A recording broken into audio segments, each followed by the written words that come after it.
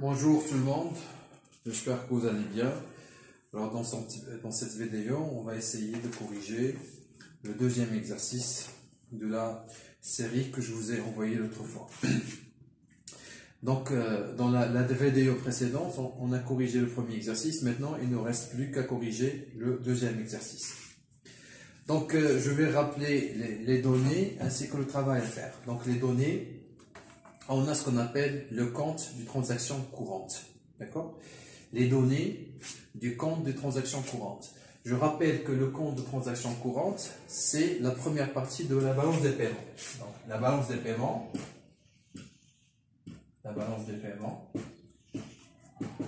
on a dit que il se compose de deux parties.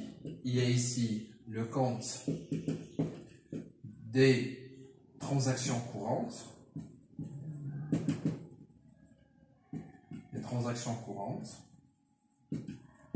et il y a le compte capital et des opérations financières. Le compte capital et des opérations financières. Alors ici, dans le compte, on a deux sous-parties. On a la balance commerciale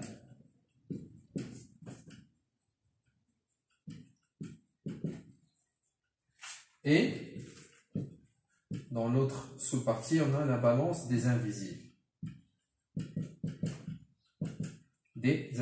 Ici, on enregistre les exportations et les importations des biens. Exportation et importation des biens, c'est ce que nous allons voir au niveau du tableau. Ici, on a les exportations et les importations des services. Exportation et importation des services. On enregistre également les revenus primaires reçus et versés. Ça, c'est le revenu primaire. D'accord? Donc, reçus et versés, ainsi que les revenus secondaires, reçus et versés. D'accord? Ici, la même chose, ça se subdivise en deux. On a le compte capital et le compte des opérations financières. Les opérations financières. Donc, on aura l'occasion, Inch'Allah, d'y revenir en détail. Alors, pour l'heure, on va se contenter, bien sûr, des deux composantes du compte de transactions courantes, à savoir la balance commerciale et la balance des invisibles. D'accord? Donc, c'est-à-dire, c'est pour cette raison, ici, on a 4 éléments qui composent le compte de transactions courantes. D'accord? C'est-à-dire que le compte, il se compose de 4 éléments. Et il y a les biens, les rentrées et les sorties des biens, les rentrées et les sorties des services, les rentrées et les sorties des revenus primaires, dans le dividende, et les revenus et les sorties des revenus secondaires. D'accord? Donc ça, en ce qui concerne les données. Reste à préciser une seule chose. C'est que ici, on a le crédit, on a le débit. Quelle est la différence entre le crédit et le débit? Alors, le crédit représente l'argent qui rentre. Et le débit, c'est l'argent qui sort. C'est-à-dire ici, si nous prenons, par exemple, à titre d'exemple, les biens. Les biens, par exemple, nous avons ici 47 947,9. Ça, c'est la valeur des exportations. D'accord? C'est l'argent qui rentre. Lorsqu'on vend à l'étranger, d'accord, on encaisse de l'argent. Donc, cet argent encaissé, c'est le crédit. Mais on importe également des biens. Donc, on fait le contraire. On exporte, d'accord, et on importe. Donc, l'importation des biens, la valeur des importations, bien la somme d'argent que nous avons payé à l'étranger, en contrepartie des biens que nous avons achetés, des biens que nous avons importés, c'est celle-là. C'est 274 807,3. D'abord, toujours le crédit, ce sont l'argent qui rentre, c'est un flux financier entrant, d'accord? Et le débit, c'est un flux financier qui est sortant. Donc, c'est pareil pour les autres éléments, c'est-à-dire pour les services, on a la valeur des exportations des services Et ici, on a la valeur des importations des services. D'accord? Pour ce qui est des revenus primaires, ce montant-là, il représente les revenus qu'on a reçus, hein, les revenus en provenance, bien sûr, de l'extérieur. Et au niveau de débit, on a le montant, on a la valeur des revenus qu'on a versés. D'accord? Pour les revenus secondaires, c'est pareil. Donc, ce montant représente les revenus secondaires reçus. Et ce montant-là, il représente le montant des revenus qui sont versés. D'accord? Donc, ça, en ce qui concerne les données. En ce qui concerne le travail à faire, on nous demande de calculer et de lire le solde commercial, le solde de la balance des invisibles, le solde du compte de transaction courante, le taux d'ouverture, le taux de pénétration et le fonds à l'exploitation. C'est-à-dire ici, c'est un double travail. Il faut calculer, puis il faut lire. Calculer et lire chacun des indicateurs du commerce extérieur. Alors, on va commencer par le commencement. On va commencer par le solde commercial. Alors, premièrement, le solde commercial. Le solde commercial. Hein? On appelle également le solde de la balance commerciale. D'accord? Donc, quand je dis le solde, c'est toujours la différence entre deux indicateurs. Hein? C'est toujours A moins B. Alors, le solde commercial, ici, c'est exportation des biens. C'est la valeur des exportations des biens. C'est-à-dire le crédit des biens, moins importation des biens. Crédit bien, moins le débit des biens. D'accord? Alors, on va remplacer 147 947,9 diminué de 274 807,3. Ce qui va donner un solde négatif qui s'élève à 126 859,4 dirhams. Alors, lecture. Alors, quand on parle de lecture, il faut savoir qu'il existe deux lectures. Hein? Selon que le solde commercial, il est négatif ou il est positif. D'accord? Si le solde commercial est positif, on parle d'un excédent commercial. D'un excédent commercial. Et si le solde commercial est négatif, il s'agit d'un déficit commercial. Alors, puisque le solde que nous avons calculé est négatif, il s'agit d'un déficit. Donc, on pourrait dire que la balance commerciale, il a dégagé un déficit commercial qui s'élève à. D'accord? Ou, tout simplement, on peut dire qu'au Maroc, le déficit commercial, il s'élève à. D'accord? En quelle année? En 2019. D'accord? Donc, lecture. Au Maroc, la balance commerciale, parce que ça c'est le solde relatif à la balance commerciale. La balance commerciale a dégagé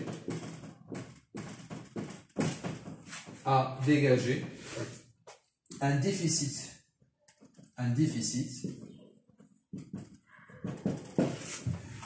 Alors, estimé à combien? Un déficit de 126 859,4 dirhams en 2019. D'accord? Ça, c'est la lecture, bien sûr, propre au solde commercial qui est négatif. Deuxième question, le solde de la balance des invisibles. C'est le solde de la balance des invisibles. Donc, je rappelle que la balance des invisibles, c'est la deuxième sous-partie de la partie compte de transactions courantes. D'accord? Avec la balance commerciale, il représente le compte des transactions courantes. Alors, pour calculer le solde de la balance des invisibles,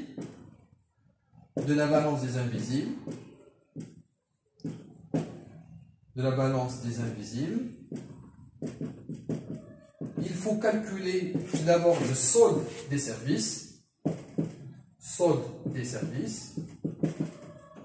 auquel il faut ajouter le solde des revenus primaires, et enfin il faut ajouter le solde des revenus secondaires. Et pour calculer le solde de chacun des trois éléments, donc on fait toujours crédit moins débit. D'accord? c'est-à-dire ici, ou bien le solde des services, on peut dire que c'est les exportations des services moins l'importation des services, ou bien crédit service moins débit service. D'accord? Ça revient au même. Alors,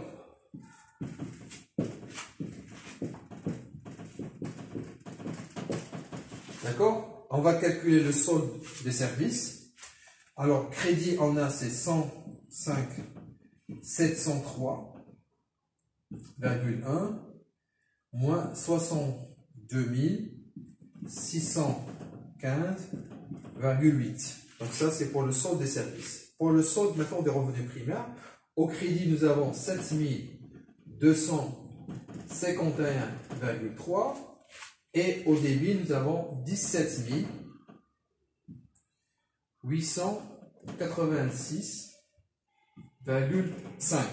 Et enfin, pour les revenus secondaires, au crédit, nous avons 63 000, d'accord, 350. Et au débit, nous avons 132,3.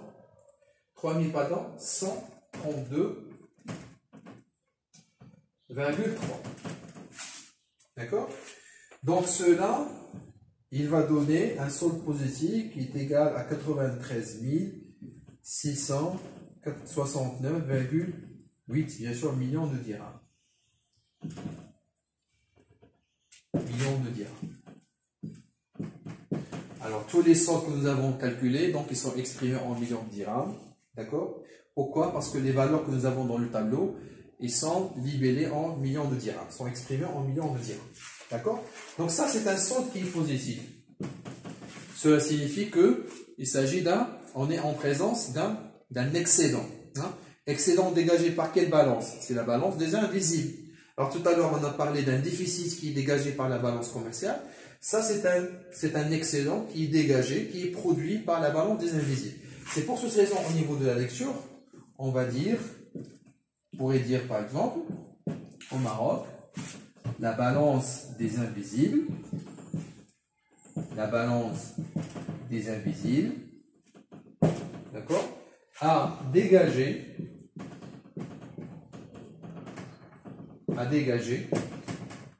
un excédent de combien? De 93 669,8 millions de dirhams. Il ne reste plus qu'à préciser l'année, en 2019. Voilà. Donc, d'une part, on a trouvé une balance commerciale qui est déficitaire, et d'autre part, on a trouvé une balance des invisibles qui est excédentaire. Alors maintenant, il est temps, dans le cadre de notre troisième question, de calculer le solde du compte des transactions courantes. Alors je rappelle que la balance commerciale et la balance des invisibles, ce sont les deux éléments qui forment la balance, ou bien le compte des transactions courantes. Et par voie de conséquence, pour calculer le solde du compte de transactions courantes, ça se fait à travers le solde, c'est-à-dire en additionnant le solde commercial, ou bien le solde de la balance commerciale, et le solde des invisibles, c'est-à-dire le solde qu'on vient de calculer. Alors, je vais effacer le tableau avant d'écrire ou de poser la formule de calcul des soldes du compte de transactions courantes. D'accord?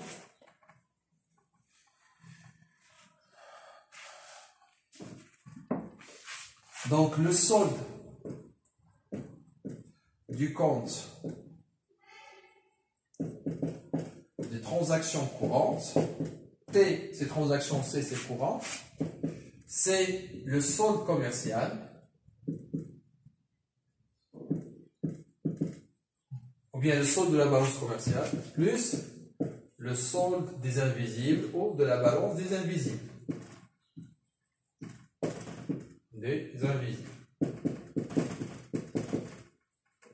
Alors maintenant, on a besoin des résultats qu'on a obtenus au niveau de la première et de la deuxième question.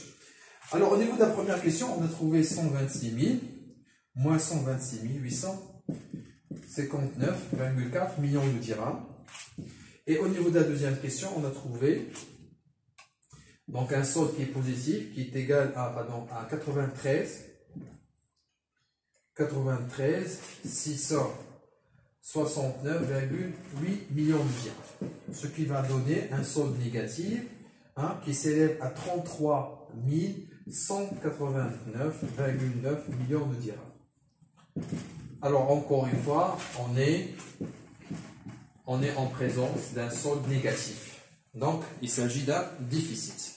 Un déficit qui est dégagé maintenant par le solde, d'accord, du compte des transactions courantes, pardon, par le compte des transactions courantes, ou bien par la balance courante. Alors pour la lecture, donc on va dire que au Maroc, le compte ou bien la balance, le compte des transactions courantes a dégagé ou bien a produit, a dégagé. Qu'est-ce qu'il a dégagé? Un déficit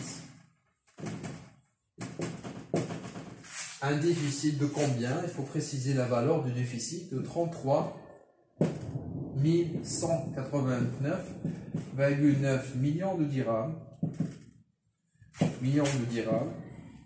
Et à la fin, n'oubliez pas l'année, en 2019. Donc voici le calcul et la lecture des trois soldes. Après, la question 4, c'est le taux d'ouverture. Alors, le taux d'ouverture, on va essayer bien sûr d'expliquer pourquoi, quel est l'intérêt de calcul le taux d'ouverture, d'accord? Comment se calcule? Et bien sûr, on va mettre en application en utilisant les données pour le calculer et le lire par la suite. Alors, le taux d'ouverture maintenant. Le taux d'ouverture, c'est-à-dire l'ouverture de notre économie, d'accord? C'est le taux de l'ouverture de l'économie marocaine. Alors, pour calculer le taux d'ouverture, on prend la moyenne des échanges. C'est la moyenne des échanges, d'accord? C'est-à-dire, c'est les exportations plus les importations divisées par 2. Le taux est divisé par le PIB fois 100. Alors, une précision, il s'impose au niveau du calcul de taux d'ouverture. L'erreur qu'il ne faut pas commettre, bien sûr qu'il faut éviter. C'est ici exportation et importation, ce ne sont pas les exportations et importations des biens seulement, mais, bien entendu, les exportations des biens, d'accord, des biens et services, et les importations des biens et services. D'accord? C'est-à-dire que ici, on a les exportations aussi bien des biens et services et les importations aussi bien des biens que des services. D'accord? Donc ça, ce rapport-là qui est mis au numérateur, on l'appelle la moyenne des échanges. La moyenne des échanges. Quel est maintenant l'intérêt? Pourquoi on calcule le taux d'ouverture? Quel genre d'informations on essaie d'en tirer? Alors, c'est simple. Le taux d'ouverture, c'est comme s'il calcule la part, ou la part du PIB qui est consacrée au commerce extérieur. C'est-à-dire, c'est le pourcentage du PIB, d'accord? Le pourcentage du PIB qui est consacré au commerce extérieur. Ou bien, combien représente le commerce extérieur, ou bien la moyenne des échanges au niveau du PIB, c'est-à-dire au niveau de la richesse créée par l'économie. D'accord?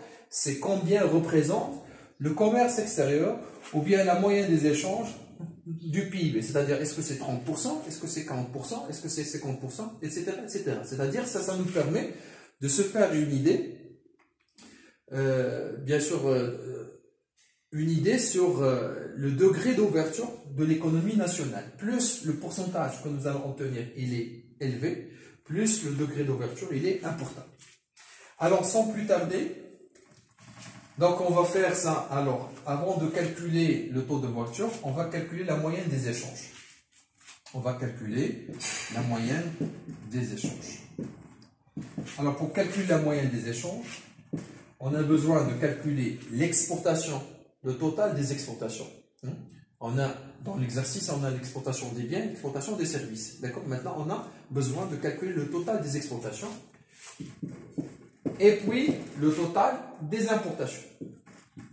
Divisé par exportation des biens plus exportation des services. Ici, c'est importation des biens plus importation des services. C'est ce que nous allons faire pour pouvoir calculer. Alors, exportation de biens, c'est 147 000, c'est-à-dire c'est le crédit des biens, d'accord? 947,9 plus exportation des services, c'est 105 703,1. Ça, c'est l'exportation des biens et services. Plus, à ces exportations des biens et services, il faut ajouter, bien évidemment, les importations des biens et services. Alors, importation des biens, c'est 274 807,3 plus 62 615,8 sur 2. D'accord? Donc cela, ça va donner 295 537,05. Donc ça, c'est juste la moyenne des échanges. Bien sûr, là, c'est millions de dirhams. Millions de dirhams. Alors maintenant, on a calculé le numérateur. Alors, pour ce qui est maintenant de PIB, la valeur de PIB, il se situe en dessous du tableau. Hein, juste en dessous du tableau. On a nota bene, la richesse créée par les agents résidents au Maroc en 2019 s'élève à 1 million de dirhams, c'est-à-dire 1 billion de dirhams. D'accord? Donc, le PIB est égal à 1 million de dirhams. D'accord? Maintenant, on a le numérateur, on a le PIB. Il suffit maintenant de remplacer chaque élément par sa valeur pour pouvoir calculer, déterminer le taux d'ouverture. Alors, pour cela, je vais effacer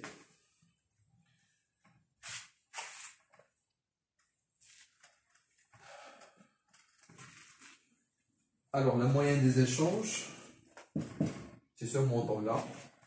C'est 295 537,05 divisé par 1 million de dirhams fois 100. Alors, on doit calculer maintenant le rapport. Ce qu'on cherche, c'est un taux. D'accord? Ce qu'on cherche est un taux, c'est-à-dire qu'il doit être exprimé en pourcentage. Alors, ça donne 29,55%. D'accord? Donc, c'est-à-dire que la moyenne des échanges représente au Maroc, en 2019, d'accord, 29,50%, 55% de la richesse créée par l'économie marocaine. D'accord? La lecture maintenant, au Maroc. La moyenne des échanges. La moyenne des échanges, ou bien le commerce extérieur, représente 29,55% de la richesse créée par l'économie, c'est-à-dire du PIB, la richesse créée par l'économie. En quelle année? C'est en 2019. Voilà combien représente le numérateur dans le dénominateur. C'est-à-dire le numérateur, c'est le commerce extérieur, ou bien c'est la moyenne des échanges, et le dénominateur, c'est la richesse créée, c'est la valeur de la richesse créée par l'économie, donc pendant une année. Donc combien représente le premier dans le deuxième? C'est-à-dire la part du commerce extérieur dans la richesse créée. D'accord? Maintenant, je vais passer directement au taux de pénétration. Le taux de pénétration, il sert à calculer la part des besoins de la demande intérieure qui est satisfaite par les importations. D'accord? La part des besoins, le pourcentage des besoins du marché intérieur, ou la demande intérieure qui est satisfaite par les importations. Alors, le taux de pénétration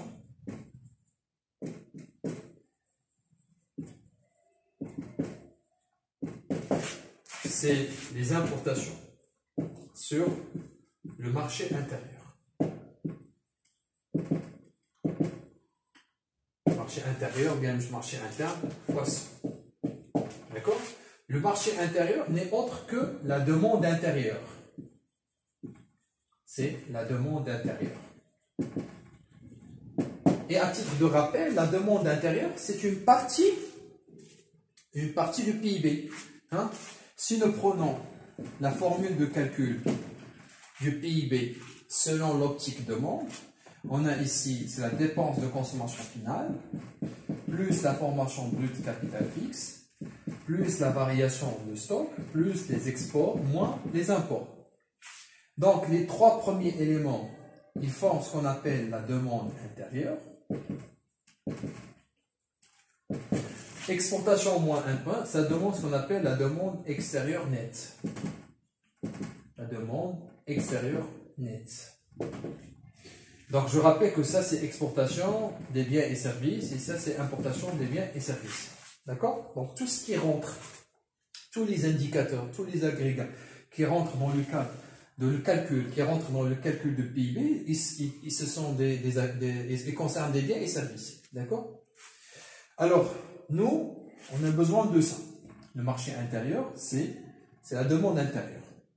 Mais le problème, c'est que dans l'exercice, on n'a pas les dépenses de consommation finale, ni la formation brute du capital fixe, plus la variation de stock.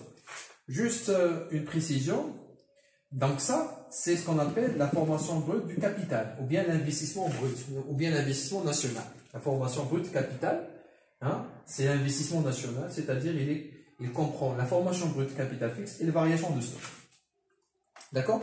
Alors, puisqu'on n'a pas les dépenses de consommation finale et la formation brute capital, c'est-à-dire on ne peut pas calculer directement le marché intérieur. Mais on peut, en revanche, calculer la demande intérieure, bien sûr, en faisant PIB moins la demande extérieure nette. C'est-à-dire que si on met la demande extérieure nette dans l'autre côté, qu'est-ce qu'on va obtenir? On va obtenir la demande intérieure. C'est-à-dire que le PIB moins la demande extérieure nette, ça va donner sans doute la demande intérieure, c'est-à-dire la variable qu'on est en train de rechercher. C'est la demande intérieure. D'accord? Le PIB, on l'a, le PIB. La demande extérieure nette, c'est-à-dire exportation moins importation, est égale à la demande intérieure. La demande intérieure. D'accord? Le PIB il est égal à 1 million de dirhams. D'accord? Exportation des biens et des services. On l'a déjà calculé. D'accord? Alors, au niveau du taux d'ouverture, donc il est égal, exportation c'est 253 651. Importation c'est 337 000. D'accord? 423,1. Donc ça c'est la demande intérieure. C'est la demande intérieure. D'accord? Alors ça va donner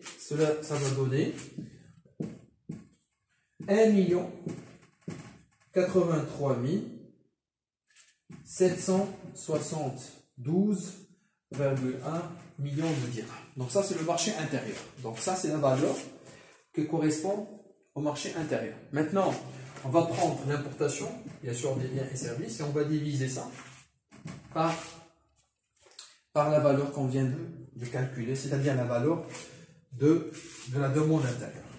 Alors, maintenant, on a la valeur du marché intérieur, de la demande intérieure, et on a l'importation des biens et services, et on va calculer notre rapport, hein, c'est-à-dire le taux de pénétration, pour mesurer la part de la demande intérieure qui est satisfaite d'accord, par l'importation. Alors, importation des biens et services, c'est importation des biens plus importation des services. Ça fait 337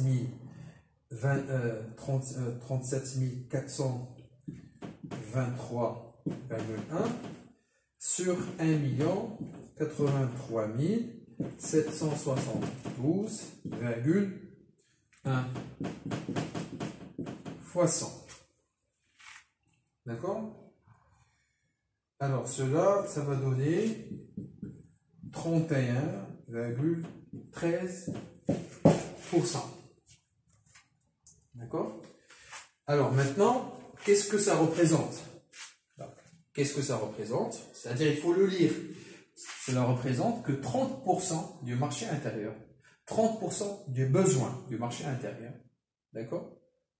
Et est satisfaite par les importations des biens et services. D'accord? Donc, pourquoi on importe? On importe parce que pour satisfaire des besoins internes. D'accord? Donc, combien, maintenant, avec les importations, combien, on arrive à satisfaire combien des besoins? Donc, c'est 31,13%. D'accord? Donc, lecture, on va dire, au Maroc. Alors, 31,13% des besoins du marché intérieur ou bien du marché de la demande intérieure, du marché intérieur, est satisfait, ou bien sont satisfaits, c'est la même chose, est satisfait par les importations des biens et services, bien sûr, en 2019. D'accord? Donc, c'est-à-dire ici, quel est le rôle des importations? C'est de pouvoir répondre à 30% de la demande intérieure. D'accord? On importe parce qu'on a des besoins. D'accord? Bien sûr, la part de ces besoins-là, c'est 31,13%. Alors, maintenant, il ne reste plus qu'à calculer et lire l'effort à l'exportation.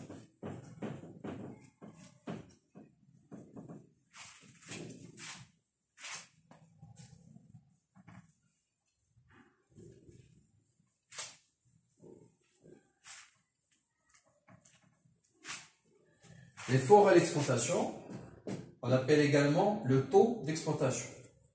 L'effort à l'exportation. C'est un rapport entre exportation et le PIB. Bien sûr, c'est l'exportation des biens et services. Alors, le PIB, il est égal à 1 million de dirhams. Exportation des biens plus exportation de services, c'est 253 651. N'oubliez pas de multiplier par 100. Alors, l'effort à l'exportation, ça va donner 25,36%. Alors, il faut en faire une lecture. Donc, pour lire, alors quel est l'intérêt tout d'abord? Quel est l'intérêt? Pourquoi on calcule l'effort à l'exportation? D'accord? C'est pour savoir la part de la richesse qui est destinée à l'exportation. La part du PIB qui est destinée à l'exportation, qui est exportée. D'accord? Quel est le pourcentage du PIB qui est exporté? Alors, si nous voulons savoir combien de PIB, quel est le pourcentage de PIB qui est destiné à l'exportation, qui est exporté, on calcule l'effort à l'exportation. Plus le taux il est important, plus bien sûr c'est une bonne chose. Pour la lecture, au Maroc, 25,36% de la richesse créée par l'économie